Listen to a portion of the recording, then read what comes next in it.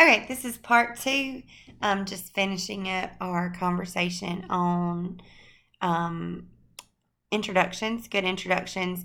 One thing that you've probably noticed, there's a lot of informal language in these essays, a lot of slang and contractions. You're going to want to avoid those at all costs. These were some creative writing pieces and some for like an honors 101. It's actually 103, but you want to avoid contractions if at all possible. It's not considered formal, and so we want to avoid those in our writing. I'm standing in a door painted white, plain, as ordinary as 1,000 other doors in 1,000 other homes. It opens without fanfare, revealing a staircase that descends down into the darkness below.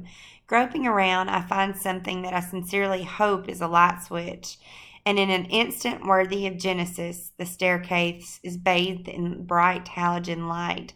As I walk downstairs, I am flanked by fantastic images hung upon the walls of castles and keeps, a king resting on his funeral bier as his queen stands in mourning.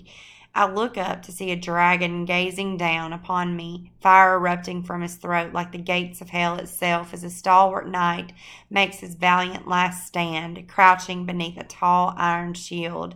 I take a moment to appreciate the art surrounding me, not realizing that it's merely sampling of things to come before I descend the rest of the way down the stairs. So much description in the introduction.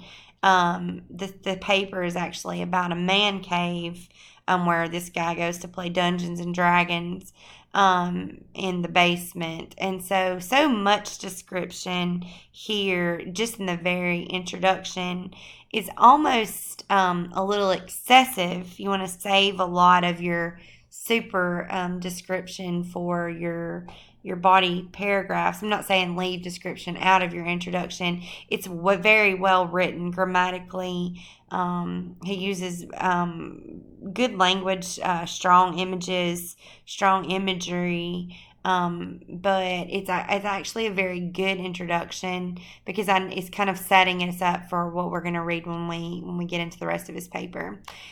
It was 6:45 a.m., and the cruel sun had already begun to transform the asphalt of the Coliseum parking lot into one massive stovetop.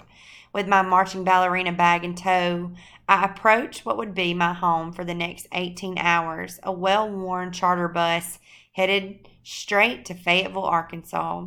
Crossing my fingers and hoping for the best, I mounted the steps to what could possibly be the worst ride of my life. Upon entry, I concluded that the ride may not be so bad after all. I would quickly realize just how misguided I had been in my conclusion. Good way to set it up. She's obviously going to be talking about this bus ride that she took, 18 hours trip to Fayetteville, Arkansas on the band bus headed to a JSU football game. It kind of sets it up. We already have worst. We have she's misguided in her conclusion. We know that it's going to be all about the horrors that she faces on the bus. Her next sentence is the horror began. I really like this essay. This is one of my favorite pieces. Where music comes to life. Every Tuesday and Thursday, I have to walk from Martin Hall to Mason Hall for introduction to music. By the time I reach Mason, my back is aching, the sun is beating down my neck, and my legs feel like rubber bands about to snap. I keep kicking myself for making my schedule this way. Looking up, I see that the rest area right outside of Mason is empty, and I find an empty bench to rest on before my next class starts. Already a little bit of redundant use there.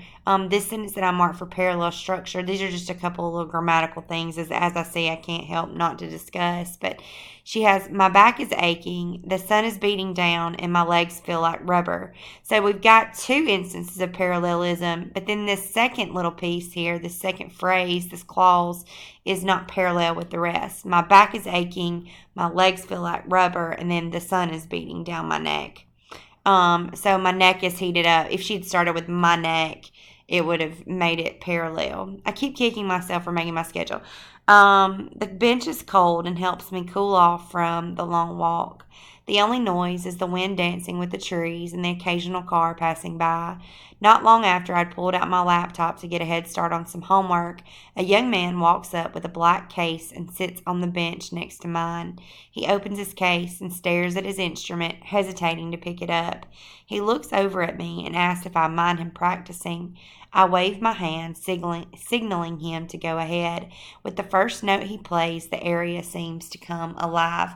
So this seemingly quiet afternoon where she's sitting on this bench doing her homework, and all of a sudden this kid begins to play his instrument, and the area is going to come alive. And so the rest of the essay, obviously, if we're following by that thesis, is going to be about how the music makes the scene come to life. So these are awesome introductions that you can use in starting to formulate your own introduction. Remember that it's your three items that are describing a person, a place, or an event that is important to you. And you have to kind of give us, within your introduction, you have to give us a thesis, a roadmap for what you're going to be discussing in the paper. And you have to do it in a way that is interesting to your reader. Remember that your introduction is the first thing that they're going to see. They're going to see the title and they're going to read that first paragraph.